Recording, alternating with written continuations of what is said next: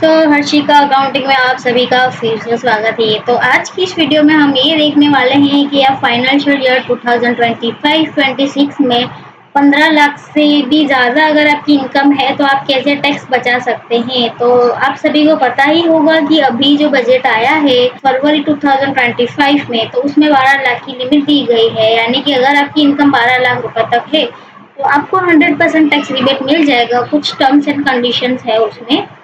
तो अगर आपकी इनकम 12 लाख से 1 रुपया भी बढ़ जाती है तो आपको टैक्स देना पड़ता है और उसमें मार्जिनल रिलीफ का कॉन्सेप्ट आता है। तो इस पे हमने ऑलरेडी वीडियो बना के रखी है, तो वो वाली वीडियो अगर आपने हमारे नहीं देखे हैं तो लिंक आपको डिस्क्रिप्शन में मिल जाएगा। तो आज की इस वीडियो में बेसिकली अभी हमारा जो नया फाइनेंशियल ईयर स्टार्ट होने वाला है 2025 एंड 26, तो उसमें आप टैक्स कैसे बचा सकते हैं। इफ आपकी इनकम 15 लाख है तो कैसे टैक्स बचा सकते हैं, ओके। और कैसे आप ऑल टैक्स रीजिंग में जाके जीरो टैक्स पे कर सकते हैं वो भी हम डिटेल में देखने वाले हैं। तो अभी से अगर आप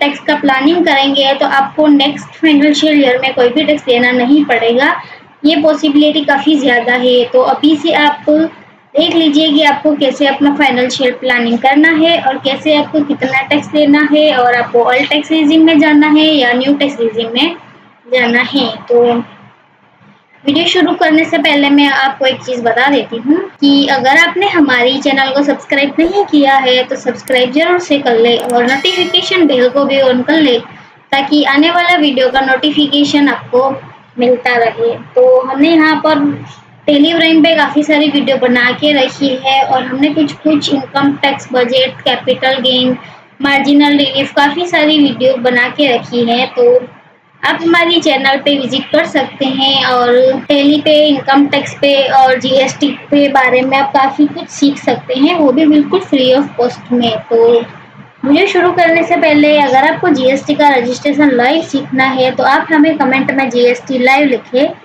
तो जितने ज़्यादा हमें कमेंट मिलेंगे उतना जल्दी ही हम आपको जीएसटी का रजिस्ट्रेशन लाइव सिखाने वाले हैं।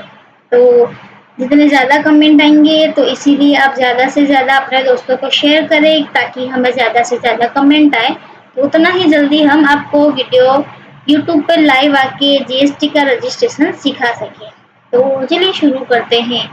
और साथ में अगर आपने हमारा व्हाट्सएप और टेलीग्राम ग्रुप ज्वाइन नहीं किया है तो उसका लिंक डिस्क्रिप्शन में मिल जाएगा, वहाँ से आप ज्वाइन कर सकते हैं जहाँ पर आपको लेटेस्ट अपडेट मिलते रहेंगे। तो चलिए शुरू करते हैं। तो टेली प्राइम की और अकाउंटिंग टैक्सेशन की वीडियो के लिए हमारी चैनल को ज़रूर से सब्सक्राइब करके नोटिफिकेशन बेल को ऑन करें।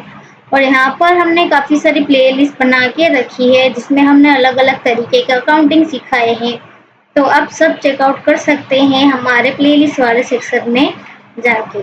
तो आप ये वाला टेबल देख सकते हैं जिसमें यहाँ पर मैंने एग्जाम्पल के लिए ग्रोस इनकम जो है वो 15 लाख ली हुई है। यानी कि मान लीजिए कि इफ अगर आपकी इनकम 15 लाख रुपए की है तो आप कैसे कितना टैक्स दे सकते हैं और कैसे जीरो टैक्स भी सेव कर सकते हैं। तो सबसे पहले जैसे आपको पता ही होगा कि न्यू टैक्स रिजिम में आपको काफ़ी कम मिलते हैं डिडक्शन और ओल्ड टैक्स रिजिम में आपको सारे डिडक्शन मिलेंगे, लेकिन उनका जो टैक्स स्लैब रेट है वो काफ़ी ज़्यादा है। तो यहाँ पर आपको टैक्स ज़्यादा देना पड़ सकता है, लेकिन न्यू टैक्स रेजिम में आपको जो बेसिक लिमिट मिलती है वो भी काफ़ी ज़्यादा है और यहाँ पर आपको टैक्स रेट काफ़ी कम है, तो ये वाला फ़ायदा उठा सकते हैं। और इफ अगर आप ज़्यादा इन्वेस्टमेंट नहीं करते हैं और आपकी income up to 12 lakh rupees है कुछ कंडीशंस में, तो आप यहाँ पर न्यू टैक्स रेजिम में जा सकते हैं। अदरवाइज अगर आपको इन्वेस्टमेंट करने हैं, डिडक्शन लेने हैं, तो आप यहाँ पर डायरेक्टली ओल्ड टैक्स रेजिम में जा सकते हैं। तो मान लीजिए कि आपकी ग्रोस इनकम, मान लीजिए सैलरी 15 लाख रुपए की है तो 50,000 तो आपको स्टैंडर्ड डिडक्शन मिल जाएगा यहाँ पर। तो ये जो चीज़ है ये मैं फाइनेंशियल ईयर 2025-26 की है और ओल्ड टैक्स रेजिम में काफ़ी सालों से कोई चेंजेस नहीं हुआ है, तो इस साल भी कोई चेंजेस नहीं हुआ है, तो हम उसी को ध्यान रखते आगे चलेंगे, ओके। तो 15 लाख में से 50,000 तो आपको स्टैंडर्ड डिडक्शन मिल जाएगा और जैसे आपको पता है कि सेक्शन 80C में आपको 1,50,000 रुपए की लिमिट मिलती है, यानी कि पीएफ हो गया, पीपीएफ, एलआईसी, ईएलएसएस, ऐसे काफ़ी सारे अलग अलग डिडक्शन इसके अंदर आते हैं। तो मैक्सिमम आप सेक्शन 80C में 1,50,000 सेव कर सकते हैं। और सेक्शन 80D में हेल्थ इंश्योरेंस, अगर आपने प्रीमियम पे किया है तो उसका भी क्लेम कर सकते हैं डिडक्शन। तो हेल्थ इंश्योरेंस आपका हो, आपके पेरेंट्स का हो, या तो अपने बच्चों का हो, तो आप सबका यहाँ पर 80D में क्लेम कर सकते हैं। तो मैक्सिमम जो लिमिट है वो 75,000 रुपीज़ की है। तो हम यहाँ पर सब सेक्शन की मैक्सिमम लिमिट को कवर कर रहे हैं। ओके। और HRA यानी कि हाउस रेंट अलाउंस आपको यहाँ पर 4,20,000 रुपये मिलने वाला है। तो ये मैंने बेसिक जो आपका होता है बेसिक सैलरी के अकॉर्डिंग ऐसे कैलकुलेट होता है। तो मैंने यहाँ पर 4,20,000 HRA काउंट किया हुआ है। वो आप अपने HR से कैलकुलेट करवा सकते हैं कि आपको मैक्सिमम कितना HRA मिलने वाला है। ओके। और LTA यानी कि लीव ट्रैवल अलाउंस, उस पर मैंने 1 लाख ज़्यादा से ज़्यादा कैलकुलेट किए हुए हैं। और इसके साथ में NPS डिडक्शन यानी कि सेक्शन 80 CCD सबसेक्शन 1B के तहत आपको 50,000 की छूट मिलेगी NPS यानी कि नेशनल पेंशन स्कीम में। तो यहाँ पर भी अगर आप सालाना 50,000 रुपये NPS में डाल रहे हैं तो आप इतना क्लेम कर सकते हैं। और इसके साथ में ATG यानी कि अगर आप डोनेशन करते हैं तो डोनेशन में तो आप जितना भी डोनेशन करेंगे तो कुछ ट्रस्ट में आप जितना भी डोनेशन करते हैं आपको 100% यहाँ पर डिडक्शन मिल जाता है। तो ATG में भी मैंने यहाँ पर 50,000 ही काउंट किया है, ज़्यादा काउंट नहीं किया है। ओके। और फिर आता है ATE यानी कि अगर आपने कोई एजुकेशन का लोन लिया हुआ है तो उस पर अगर आपने इंटरेस्ट पे किया है 1,20,000 रुपये का, तो वो हमने यहाँ पर कैलकुलेट किया है कि 1,20,000 रुपये आप यहाँ पर ले सकते हैं। तो ये सारे डिडक्शन हटा के अगर आपकी जो नेट इनकम आती है तो वो 10,15,000 रुपये की आती है। यानी कि सब हटा के आपका जो इनकम होता है टैक्सेबल इनकम आफ्टर डिडक्शन, तो 4,85,000 रुपये आपके यहाँ पर टैक्सेबल इनकम आ रही है, जिस पे आपका टैक्स रेट लगने वाला है। और जैसे ही आपको पता है कि ऑल टैक्स रिजीम में आपको 5 लाख रुपए तक कोई भी इनकम टैक्स नहीं देना होता है, तो ये हमारी जो इनकम है वो 5 लाख से अंदर है, इसीलिए आपको यहाँ पर कोई भी टैक्स नहीं देना पड़ेगा। ओके। तो ये वाला आप तो बेनिफिट ले सकते हैं ऑल टैक्स रिजीम में। और आपको अपनी ऑल टैक्स रिजीम में बेसिकली ऐसा होता है कि आपको अपने डिडक्शन और इन्वेस्टमेंट इस तरीके से प्लान करने हैं कि आपकी जो टैक्सेबल इनकम आए वो 5 लाख से अंदर आए। ओके। तो 5 लाख से अंदर हमने यहाँ पर सारे डिडक्शन क्लेम करके आ गई है, तो हमें यहाँ पर 0 टैक्स देना होगा। लेकिन न्यू टैक्स रिजीम में जैसे ही आपको पता है कि 15 लाख रुपए तक की अगर आपकी सैलरी है तो आपको 75,000 स्टैंडर्ड डिडक्शन मिलने वाला है, और बाकी आपको यहाँ पर कोई भी डिडक्शन मिलने वाला नहीं है। तो हम 75,000 निकाल लेंगे तो हमारी जो टैक्सेबल इनकम आएगी वो 14,25,000 आने वाली है। तो 14,25,000 पे आपको 97,500 का टैक्स देना होगा न्यू टैक्स रिजीम में, क्योंकि आपकी इनकम जो है वो 14,25,000 है, यानी 12 लाख से बढ़ जाती है। और मार्जिनल रिलीफ की लिमिट जो है उससे भी काफ़ी ज़्यादा बढ़ जाती है, इसलिए आपको यहाँ पर 97,000 का टैक्स पे करना पड़ेगा। तो ये मैंने रफली आपको बताया है, प्योर कैलकुलेशन नहीं बताया है, लेकिन रफली आपको इतना टैक्स देना होगा और इतना टैक्स आप सेव कर सकते हैं। तो ऐसे ही आपको यहाँ पर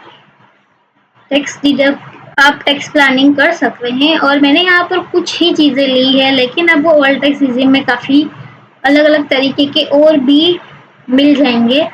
जैसे कि मैं यहाँ पर आपको ChatGPT में से ही पूछ कर बता देती हूँ। तो आप यहाँ पर देख सकते हैं कि स्टैंडर्ड डिडक्शन 50,000 का है। 80C में आप यहाँ पर मैक्सिमम 1.5 लाख रुपए का डिडक्शन ले सकते हैं। 80D में मैंने जैसे आपको बताया कि सेल्फ एंड फैमिली के लिए अगर आपकी उम्र 18 और 60 साल के नीचे है तो 25,000 रुपये का आपको हेल्थ इंश्योरेंस प्रीमियम क्लेम कर सकते हैं। अगर आपके पेरेंट्स सीनियर सिटीजन है तो 50,000 और मैक्सिमम आपको 75,000 का डिडक्शन यहाँ पर मिलने वाला है। और ऐसे ही अगर आपने होम लोन लिया है और उस पर जो इंटरेस्ट पे किया है तो वो भी आप सेक्शन 24B में home loan interest 2 lakh maximum claim कर सकते हैं। यानी कि होम लोन पर आपने जो भी पे किया है होम लोन का इंटरेस्ट तो वो आप 2 लाख रुपए तक मैक्सिमम क्लेम कर सकते हैं। HRA जैसे मैंने बताया कि बेसिस पर होता है कि आपकी बेसिक सैलरी कितनी है।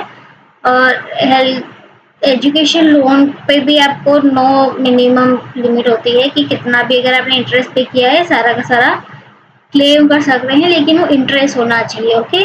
और सेक्शन 80 TTA और 80B यानी कि जैसे सेविंग अकाउंट इंटरेस्ट में आप मिलता है सेविंग अकाउंट से इंटरेस्ट, तो वो 10,000 तक आप 80 TTA में कर सकते हैं और 80 TTB में आपको 50,000 रुपये तक का डिडक्शन क्लेम कर सकते हैं इफ सीनियर सिटीजन है तो। ओके। और सेक्शन 80G में डोनेशन करते हैं तो 50% या 100% डिडक्शन कर सकते हैं आप कौन से ट्रस्ट में डोनेट कर रहे हैं। तो ये सारे के सारे डिडक्शन भी यहाँ पर है। तो आप इस तरीके से अपना टैक्स प्लानिंग कर सकते हैं और अपना इनकम टैक्स जो सेव करना है वो सेव कर सकते हैं। तो ये मैंने जो आपको चीज़ बताई है वो फाइनेंशियल ईयर 2025-26 के लिए बताई है, यानी कि नेक्स्ट ईयर जो आने वाला है उसके लिए। लेकिन अगर आपको इसी साल अगर प्लानिंग करनी है, अभी भी थोड़े दिन बाकी है 10-12 दिन, तो ये वाले डिडक्शन उठाने के लिए अभी से आपको इस सब में इन्वेस्टमेंट करना होगा जो मैंने आपको यहाँ पर ऑल टैक्स इजी में बताया है। और ऑल टैक्स इजी में वैसे भी कोई चेंजेस नहीं किए गए हैं, इसीलिए यहाँ पर आप इतने इन्वेस्टमेंट कर सकते हैं जिससे डिडक्शन का फ़ायदा लेके आप जीरो टैक्स दे सकते हैं। तो आज की वीडियो में बस इतना ही। उम्मीद है आपको सारी चीज़ें समझ में आ गई होंगी। और अगर आपको कोई चीज़ समझ में नहीं आती है तो आप हमें कमेंट में पूछ सकते हैं। और अगर आपको वीडियो में कोई क्वेरी है यानी आपको लगा हो कि हमने कोई चीज़ गलत बता दी है तो भी आप हमें कमेंट में पूछ सकते हैं। तो हमारे व्हाट्सएप और टेलीग्राम ग्रुप को ज्वाइन करना ना भूलें और हमारे यूट्यूब चैनल को भी सब्सक्राइब करना ना भूलें और साथ में नोटिफिकेशन बेल को ऑन करिए ताकि आपसे कोई भी वीडियो का नोटिफिकेशन मिस ना हो, तो आप एट द टाइम हमारी सारी की सारी वीडियो देख सकें।